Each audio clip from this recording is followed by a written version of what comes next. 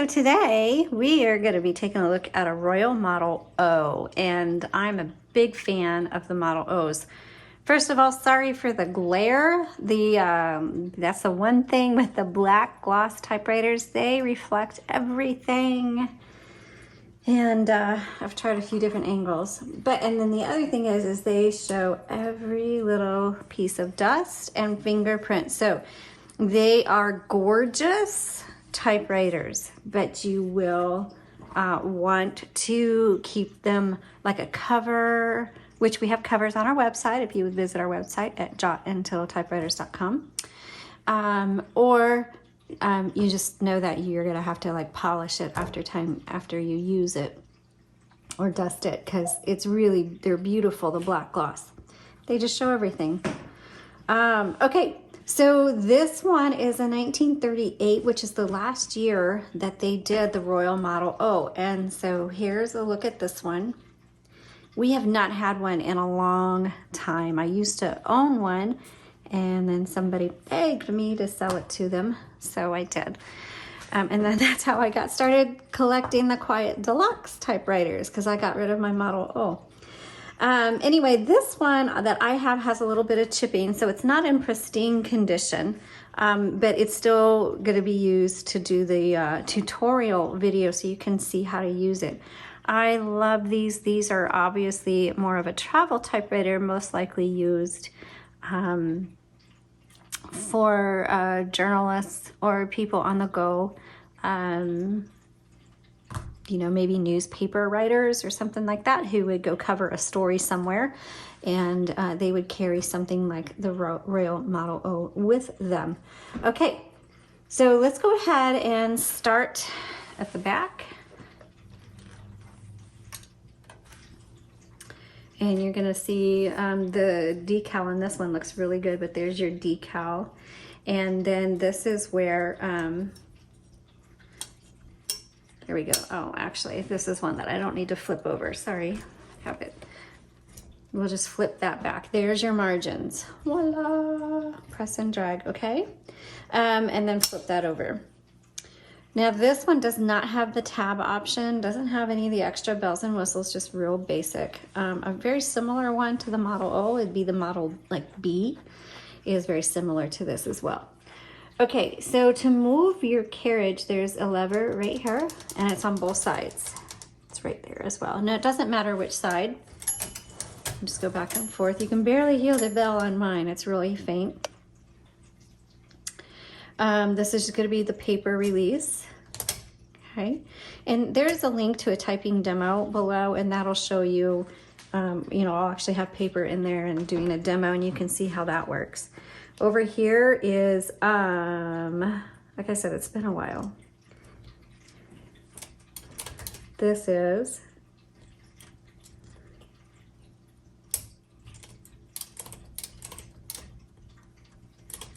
okay. So the outer one, that's a little bit shorter, is going to be your return line selector. So that's one, that's two, and I think it only does two, yeah. This is going to be to remove the plate, and see, don't need it unless you know what you're doing and you know how to clean and repair. Otherwise, you're not going to need that.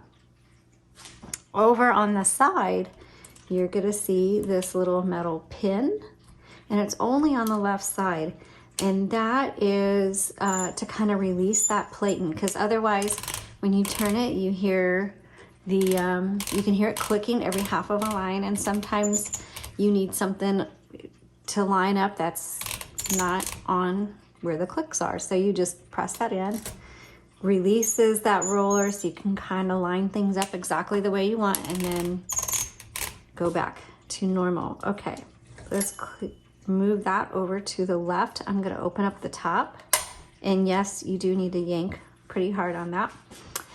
Inside is your escapement area, your type bars. This is your spool.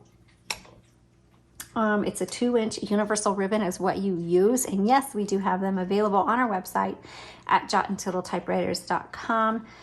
We have a less expensive one that is kind of just, we buy it in bulk, and oops, and send it out to you, and it comes on a plastic spool. And then we have the option for a 48 feet where we hand roll them for you, and you get to choose if you want black only, black red combo, plastic, or metal spools. And so those actually, they're just gonna, the 48 feet ones especially will last you a really long time. Okay, so these have a lot of ink on them, so when you get to the end of your spool, you're gonna need to reverse the direction of it, and a manual reversal is right here. And so it goes one way, and you reverse it, and it goes the other way. This has a 2 color, so when you're changing it out, the black is on the top, red is on the bottom. You just pull it out like this and then unthread it.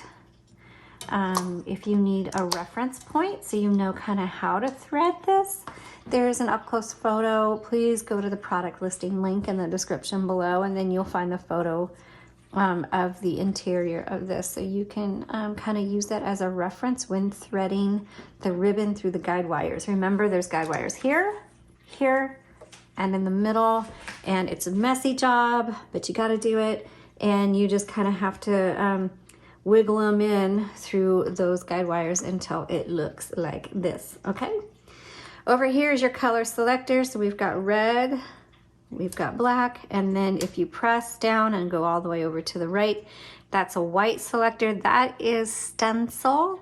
You won't use it, and if it's on that selection, your typewriter's not going to work properly. So make sure it is on black or red. This is touch control. This just determines how hard these type bars strike your paper. Really has to do with how hard of a typer you are. So just kind of test it out and see which setting works best for you. I'm gonna pop that down here, black glass keys. With the chrome exterior, gorgeous keys. Margin release, I'm going to show you that here in a second. Then we have your backspace. Remember, backspace does not erase, it just backspaces so you can type over your mistakes. Shift lock. Now on the shift lock on these, especially these older ones, you press down and then you push in.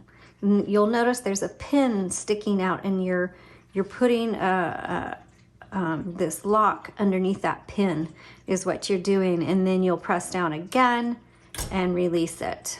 Okay, so for the margin release, when you get to the end of your margin, it's going to stop. So actually, let's set this margin in a little bit more right there, and you're not going to be able to type or anything. And let's say you're in the middle of a word, so you don't want to hit your return handle and go to the next line. You just hit your margin release, which is right here on the left side, and then you can keep going.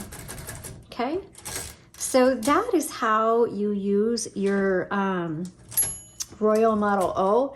And I forgot to double check to see where the serial number is. Let's see if I can find it for you real quick. There it is. Okay, so your serial number is right here. It starts with an O. That's how you know it's a Model O. And then the numbers. And so you just go to typewriterdatabase.com, and then you can look up what year your typewriter is. And you can even look at galleries of other people's Model O's and compare it with them. So I hope this helped you figure out how to use your typewriter. And if you have any questions or comments, leave them below. Please give me a thumbs up, follow, hit that notification bell. Every Saturday we come out with new typewriter listings, and I come out with a montage of the latest typewriters that we've been working out every Saturday morning. So YouTube is the place to be the first to know of our newest listings. All right, thanks so much for following us and watching me. You have a wonderful day and happy typing.